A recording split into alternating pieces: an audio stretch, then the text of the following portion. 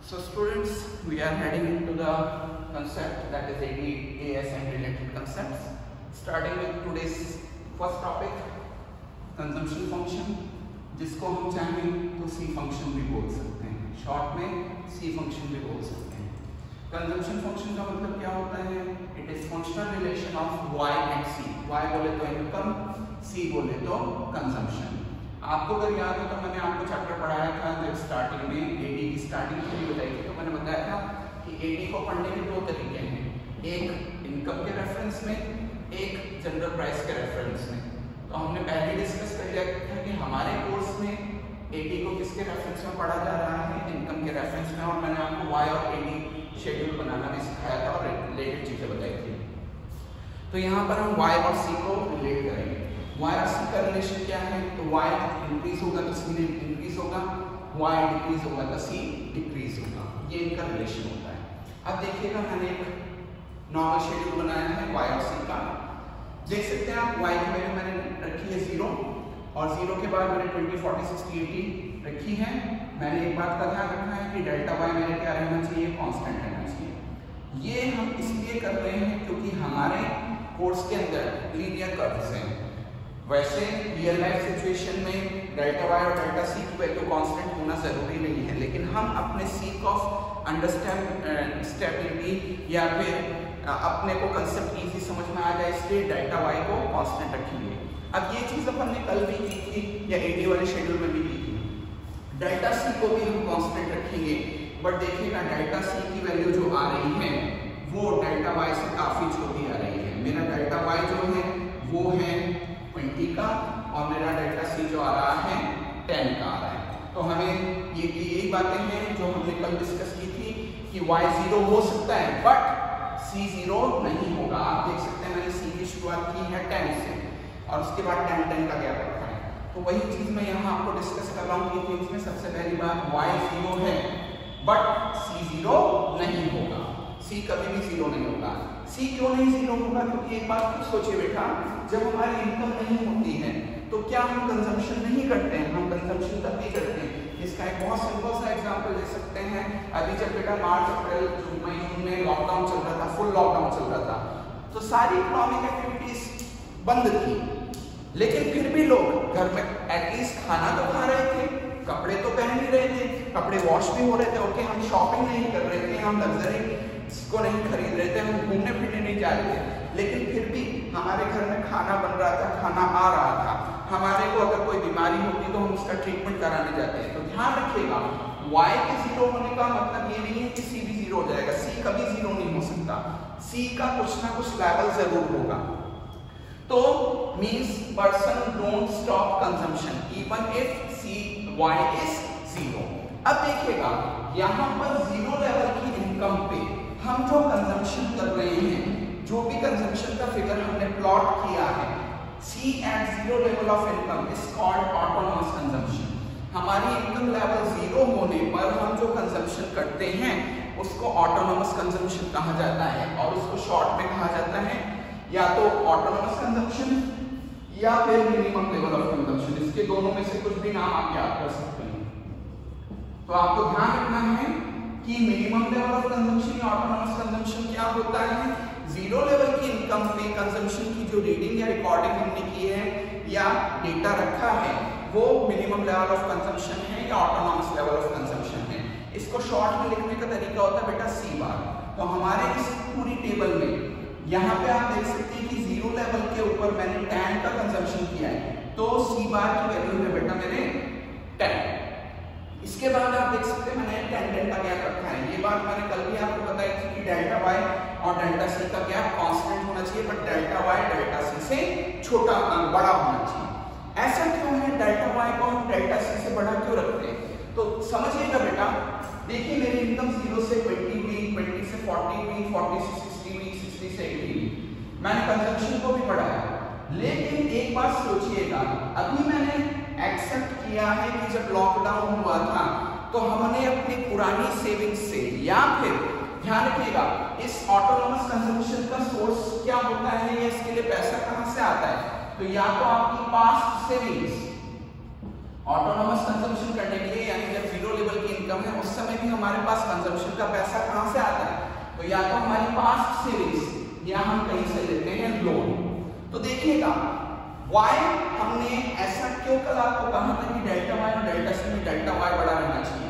खुद सोचिए कि हमें पता है कि हमारी नीड्स तो कभी खत्म होनी नहीं है, और हमने अब राइट नाउ ये टाइम भी देख लिया कि लॉकडाउन जैसी स्थिति भी देख ली है, कंडीशन भी देख ली है जिसमें इकोनॉमिक एक्टिविटीज रुकी है, लोग घरों पर रुके हैं, फिर भी उनको कंजम्पशन करना पड़ा है। तो लोगों के दिमाग में पता है कि फ्यूचर अनप्रेडिक्टेबल है, फ्यूचर में कुछ भी हो सकता है, हमारी इनकम कभी कभार रुक भी सकती है, इकोनॉमिक एक्टिविटीज डाउन भी हो सकती है। तो उस समय हमारे पास कंजम्पशन करने के लिए क्या होना चाहिए?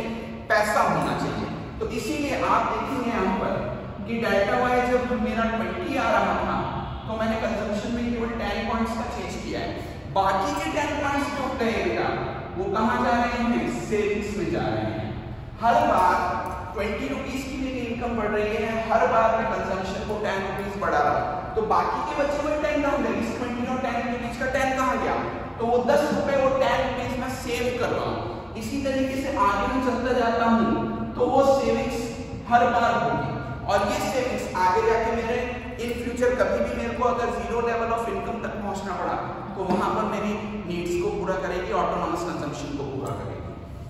तो इसीलिए कल मैंने आपको बताया था कि बेटा आपको क्या करना है, डेल्टा वाई और डेल्टा सी में डेल्टा वाई को बड़ा रखना है, डेल्टा सी छोटा रखना है, due to the fact that people save for their future needs.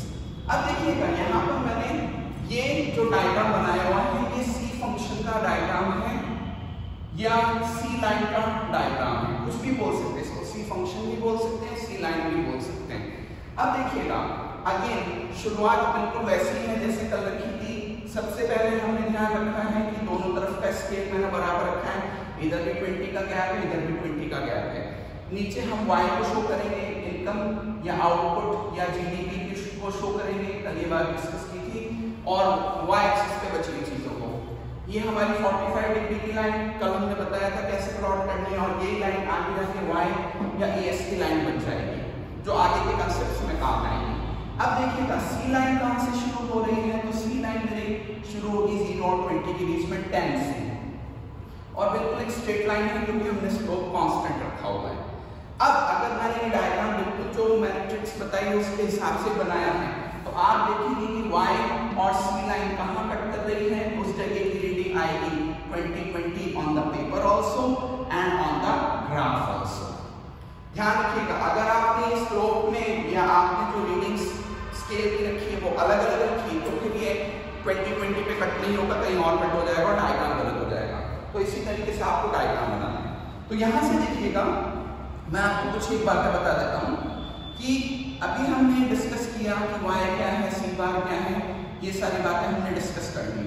तो एक बार फिर से चीज को प्लॉट आउट कर लेते हैं। 0 पे 20, 0 20 40 60 80, देन इधर था हमारा 10 20 30 40 एंड 50, ये हमारा डेटा आ रहा है। अब देखिएगा ये तो हो गया मेरा सी बार। यहां देख सकते हैं आप 20 के लेवल पे 20 का ही कंजम्पशन है, यहां है y इक्वल्स जो कि ये पॉइंट है E वाला। इससे पहले y will be smaller than c, यानी हमारी जितनी इनकम है उससे ज्यादा का कंजम्पशन चल रहा है, और ज्यादा के कंजम्पशन के लिए पैसे कहां से आ रहे हैं, या तो हमारी पास्ट सेविंग से या फिर किसी लोन से। और once your y equal to c, उसके बाद हमारी c और y में y becomes greater। फिर से बता देता हूं, तीन सिचुएशन है बेटा, एक तो y इक्वल c की, उससे पहले y स्मॉलर देन c की, और उसके बाद y ग्रेटर देन c की। y स्मॉलर देन c आ रहा है, इसका सीधा सा मतलब है कि हम या तो पुरानी सेविंग्स को यूज कर रहे हैं या फिर कहीं से लोन लेके आ रहे हैं, क्योंकि इस समय हमारी सेविंग्स जो होगी वो नेगेटिव होगी। सेविंग्स नेगेटिव कैसे होगी, तो हम जानते हैं सेविंग्स का फॉर्मूला होता है y माइनस c। अब खुद सोच लो, सपोज यहाँ पे 10 रुपीज इनकम है और मेरा कंजम्पशन 12 का हो रहा है, तो सेविंग्स का फिगर आएगा -2। तो जब y और c में c बड़ा होता है तो सेविंग्स का फिगर नेगेटिव आएगा, कुछ सेविंग नहीं होगी और पुरानी सेविंग्स और ड्रॉप होती जा रही है। दूसरी चीज जब y और c बराबर होता है, ओके, जब y और c बराबर होगा तो उस समय सेविंग्स जीरो आएगी। कैसे? y की वैल्यू है 10, c भी 10 आ रहा है, सेविंग्स कितना आएगा? सेविंग्स का फॉर्मूला है बेटा y माइनस c, जीरो आएगा। तो इस समय मेरी सेविंग्स जीरो होगी। और इसके बाद जब y और c में y बड़ा होता है, y ग्रेटर देन c होता है, तो आपके पास सेविंग्स का फिगर आएगा पॉजिटिव में, दैट इज जैसे हमने यहाँ पे न्यूमेरिकल लेके देखा तो यहाँ पर मेरी पॉजिटिव सेविंग्स होगी। तो उस चीज को हम यहाँ पर भी प्लॉट आउट कर सकते हैं। ये मेरा y इक्वल c वाला पॉइंट है, ये जो रेंज चल रही है इंटरसेक्शन के बाद वो है y ग्रेटर देन c, इससे मुझे पॉजिटिव सेविंग्स होगी और इससे पहले मुझे नेगेटिव सेविंग्स होगी।